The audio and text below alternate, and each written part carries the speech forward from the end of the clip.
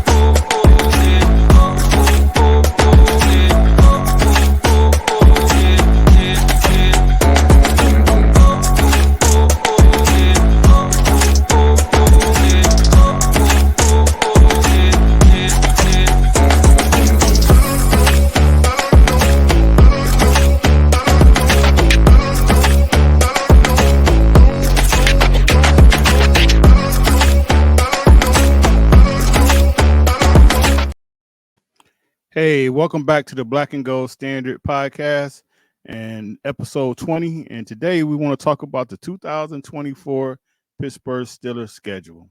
And I can tell you right now, it is not a lot of happy campers out there. Um, I will admit the NFL didn't do the Steelers any favors, but my opinion of it is, hey, we want to be this great team. I think they've put together a nice team. It's still a few things that need to be corrected and added on this summer. But I feel like you got to play who's on your schedule. Um, we've been and knew the teams that we had to play. So it's like it's not a surprise. I mean, they already knew they were going to have to play these teams, but obviously you didn't know the order. So it don't matter if they're all in a row or if it's every other week. At this point, you just got to play who's on your schedule. And my biggest thing is I'm all in this season, and I think the Steelers are all in this season, and it's really no excuses. I mean, I feel like they can't even use the schedule as an excuse. Yeah, it's tough, but again, and I always look at this, you're paying your quarterback room less than $10 million. So, with that being said, I feel like that's giving you an opportunity to shore up any other spots that you think you need to shore up. I'm not going to get into that salary cap, you know, situation or how they run it, but basically people know it's a way that you can not get around the salary cap, but you can make things happen. And to be paying your quarterback room $10 million, where you got some teams that's probably paying their quarterback. Hell, the Browns are paying their quarterback $60 million by himself. So it's no excuse. I mean, I think the Steelers got to be all in. You know, like I say, they have some holes that still need to be fixed, but I think you got the opportunity to fix those holes. Is actually going to be up to Mr. Rooney to step up and make that money available, and get the guys they need to get in there, and this team should be fine. So, with that said, let's jump right into the schedule.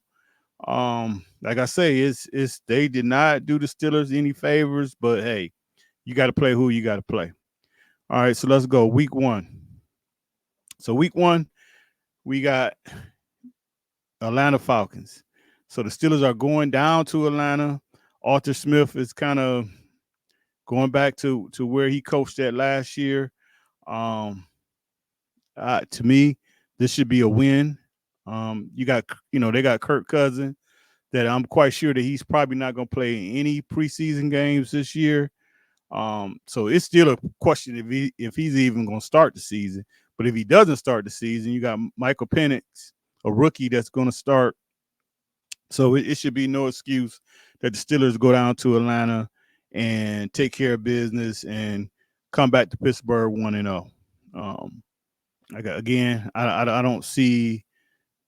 I'm not trying to be cocky or anything, but I don't see this game really being a a a stumbling block for them.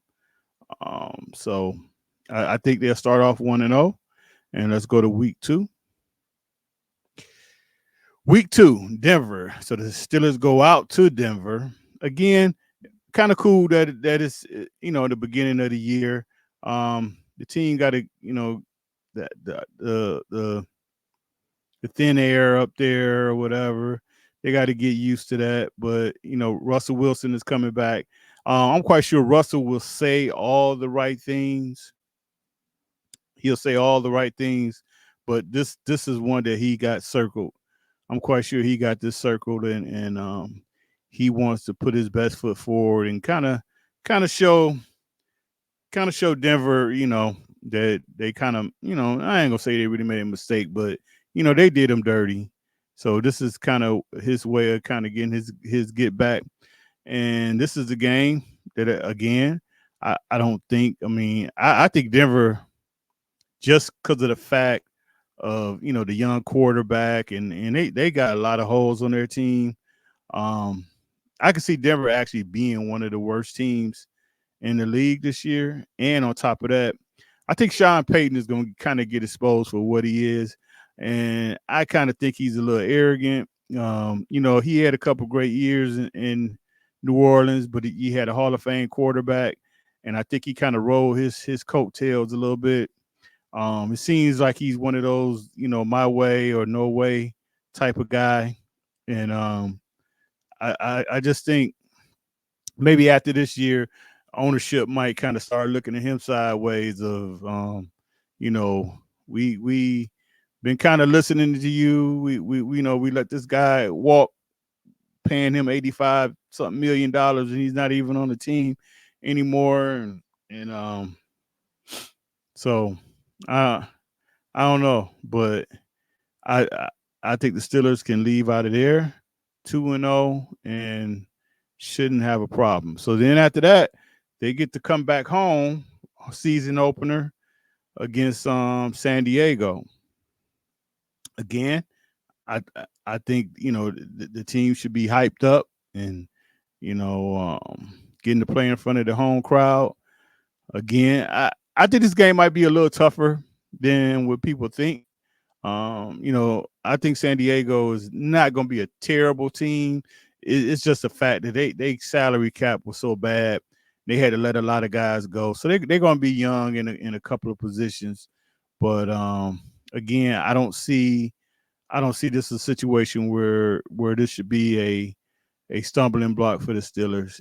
And the thing I would say is the Steelers is with the schedule that they have, they they need to pile up as many wins as they can early in the season. So this is a winnable game. They need to stay focused, and they need to take care of business. And I don't think it would be a problem. So right now, I got them starting off at 3-0. Week four. So week four, they go to Indianapolis again. You're gonna be playing a young quarterback in Richardson. So again, I think the Steelers take care of business. This is a winnable game for them. Again, I'm not and don't get me wrong. I don't think any of these games is just going to be easy or cakewalk games. They got to the Steelers got to show up and play, but these are games that they should win and they need to win because, like I say, I think early in the season they need to stock up, pile up a lot of wins because that schedule gets real challenging at the end of the year. All right, so moving on to week five. Week five. Now, this one was kind of tricky for me. Um, Mike Tomlin don't lose primetime games. I mean, if you just look at his record, he just don't lose them. I mean, he finds a way every time to make it happen. And to be honest, I believe he's going to keep doing that. But I have the Cowboys um, winning this game. Uh, I just think maybe the team got to get a little back refocus because you starting off 4-0 and you kind of start feeling yourself a little bit. And the one thing about Dallas, they may not be a good playoff team, but they're a good regular season team. And I just think that maybe some kind of way Dak makes it happen, and the Steelers gets their first defeat in the season. So let's go to week 6. So week 6, the Steelers go out to Las Vegas. If people remember the game last year, it was a home game. It was absolutely a home game. I mean, it was kind of embarrassing that um, a visiting team just took. I mean, really, you always hear that the visiting team took over the stadium. I mean, Pittsburgh fans actually took over that stadium. I mean, if you didn't know about football, you would have thought that the Steelers were home. So with that said, the Raiders again, they're kind of trying to figure out their quarterback situation. This is a winnable game for the Steelers, and I think they take care of business going out to the desert, and they get a win. So let's go to week 7. Week 7, again, another Sunday night game. This is going to be a tough game. I think the Jets. I mean, the Jets actually have a pretty decent defense for sure. And if Aaron Rodgers is still healthy, he could still play, I believe. So not an easy game, but I think it's a winnable game. And like I said before, um, Coach Tomlin doesn't he just doesn't lose in prime time. And I think he gets back on track and they get this win against the Jets. And that moves them to 6-1. Let's go to week 8. Week 8, Monday Night Football against the New York Giants. Um, Me personally, I think this is probably the Steelers' easiest game of the year. Right here, again, it's a primetime game, and like I say, I just don't, Mike Tomlin just don't lose these games, and he's gonna have to, and this is gonna be actually, I think this is gonna be one of the years that he's going to have to really do his best coaching because he's going to have to keep this team focused. He's going to have to keep this team focused, um, throughout this year because, like I say, at the end of the year, this schedule gets really tough. And right now, I got the Steelers at 7-1. So, you got a young team, at least on the offensive side. And, guys can really start feeling themselves a little bit and kind of losing focus. So Mike T is really gonna have his hands full of keeping this team grounded and keeping the main objective, in front of these guys that hey, we got to keep grinding. Can't look at every week we're 0-0 and we got to go in and we want to come out 1-0 after each game and got to keep those guys focused. So week 9, the Steelers have a bye, and not bad. I mean, a week 9 bye is not bad. So I'm cool with that. So hopefully we don't really have a lot of injuries, and if we do got some guys with some little bumps and bruises, they got this bye to to kind of get healthy because now they're about to get into that that tough part of the schedule, and they need everybody, every man on deck, for them to get through this. So let's go move over to week 10. So week 10, the Steelers travel to Washington to play the Washington Commanders.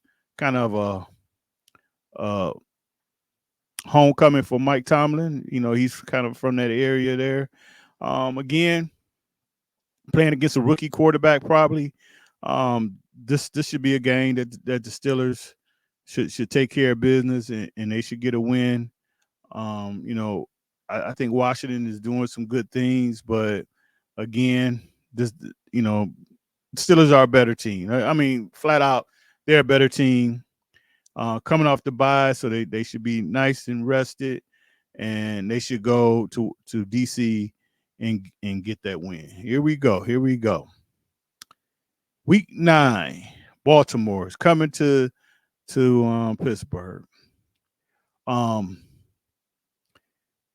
I know Baltimore gets their hype, and they're a good team. And I just look at some of the offseason moves they've made. The one thing I will say about Baltimore, after June 1st, they're the king of picking up guys, after June 1st, free agents after June 1st that actually end up coming and helping them. So you have to really kind of see what other moves they make after a lot of guys get cut. But the one thing that I like about the Steelers here is Lamar is four. I want to say he is 4-6 against the Steelers. Um, just look at his numbers. I mean, it's not my opinion. I know some people will say that I might be hating or not being realistic, but you look at Lamar's numbers. The Steelers have his number. They really have Lamar number. Then out of those 4 wins that he has against the Steelers, 2 of them were against Duck. Well, one was against Duck Hodges, the other one was against Mason Rudolph. So it's not like Lamar has done really great against the Steelers. Um, I've always told everybody, if you just watch the Steelers and Raven game, every play they're hitting Lamar. And by the rules they can do it, because when he's doing that read option and everything, every play TJ Watt is putting his helmet in him. And that's why, if you notice, by the end of the game, Lamar is always making that crucial mistake. And I think that's just mentally, I think they get into his head, and I think he be beat up. So, that's just not my opinion. Like I say, if you go back and watch any game that Lamar has played against the Steelers, they hit him every play. Every play. And I see the Steelers getting the win, getting to 9-1, and really looking pretty so far. So let's go to week 12. Week 12. Again, if you look at we go to Cleveland, and I don't know why we always got to play the Browns on Thursday night, but whatever. I hate Thursday night football, especially when you're the traveling team. Even though Steelers is just hop on a bus and take that 2-hour bus ride to Cleveland, so it's not like it's a major travel. But again, if you just look at the history, Steelers really don't do well after playing Baltimore, because those games just be so physical. And so you're playing Baltimore and coming off then going into a short week. Not a good combination there. And I think the Browns find a way to probably beat up, get a beat up Steelers team a little bit, and they get that win, and that drops the Steelers down to 9-2. Again, still not not bad, but you never want to lose to the Browns, but I really think that they probably going to drop that one. Okay. Then they go to Cincinnati. So wow, man, it seemed like Ohio is not doing the Steelers any good here. I think they go to Cincinnati. I think Cincinnati get them. So now, the Steelers kind of on a little losing streak here. I think with the Cincinnati game, I think what it's going to really show the Steelers is this is where, and I'm only going by what the roster look like right now, but I think this is the game that's going to really show them that they need to get another corner. And I think with Chase and Higgins, in the Steelers secondary, might be some problems, and I think Cincinnati is going to beat. I think they're going to win that game, and that drops the Steelers down to 9-3. All right, Week 14, Cleveland Browns um, come back to Cleveland. Steelers will get their revenge. They'll get their revenge. They'll win that game. They'll win that game, and they'll go to 10-3. Let's go to Week 15. All right, they go and play Philadelphia. I don't know what it is. I can't figure it out. I don't think the Steelers can figure it out. Nobody can figure it out. But I want to say, and I had looked this up, but it kind of slips my mind. But the Steelers have lost to the Eagles since like 1940. I mean, it's something crazy. Um, they can't win. I don't know what it is. I mean, Philadelphia could be like one of the worst teams in the league, and they're going to beat the Steelers. So, I would hope that trend changes. But hey, when you haven't beat a team in that long like that, I'm just gonna go with the trend, and I think the Steelers will take an L in that one, and they'll drop to 10-4. All right, here we go. Baltimore, go to Baltimore. The Steelers always sweep one team in the conference, and I think it's going to be Baltimore this year. I think this might be a 15-13 game, but I think the Steelers find a way to beat Baltimore again. Um, I got a concern that the report is Lamar Jackson weighs 205 pounds. Um, I don't know how true that is, but if he's dropped that much weight, um, he ain't gonna make it. I mean, he ain't gonna. It's and I don't even know. I'm almost saying Lamar is hurt at this game by this time. So I don't even know who the Ravens. Yolanda, let me know who is the Ravens' backup quarterback because I don't know who it is, but I don't like the weight loss like that. Um, but I don't know. That's just kind of weird to me, and I think Steelers get this win. They go to 11-4, um, and again looking pretty much got a playoff um, spot locked up. But I think the division will still be in the air. All right, let's go to Week 17. Week 17, Christmas, um, and it's gonna be on Netflix. So this is Kansas City. I'm thinking Kansas City might have a division locked up by now. They might have a division locked up by now, and also I think the Steelers may get a break if Travis Kelce, got a little bump on the knee. Mahomes is, maybe got some sore ribs. It's Christmas.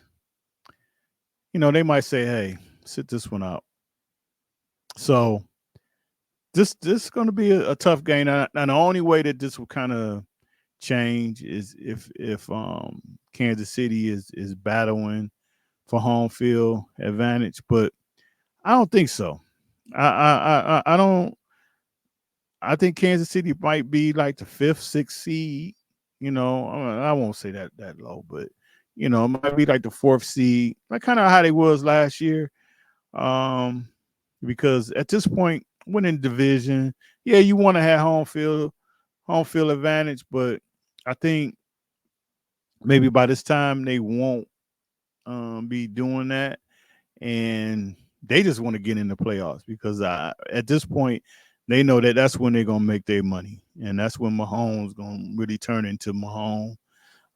So this is the game. Honestly, it could really go either way. I mean, if Kansas City is right there in the mix, they're always gonna be tough, and I mean they could easily come into Pittsburgh and blow the Steelers' doors off, but. Um, I just think Christmas. Um, I think the Steelers get that one. Now this next game, week 18, week 18. It had to be determined. I think this is going to be for the division right here. I think this game is going to be, against Cincinnati in Pittsburgh. It's going to be for the division. And again, I believe Cincinnati gets them. And also, I think they win the AFC North with this win. If you look at Cincinnati's schedule, they're playing a last place schedule. So the Bengals gonna. I mean, now again, I said about Lamar. I'm definitely gonna say about Joe Burrow. That's if he can stay healthy. In my book, Joe Burrow got one more time to get hurt before I personally say he's injury prone. He's going down that road. He's going down that injury prone road, and I feel like if he gets hurt again this year, he gets that label from me that he's injury prone, and hey, that's what his career is going to be.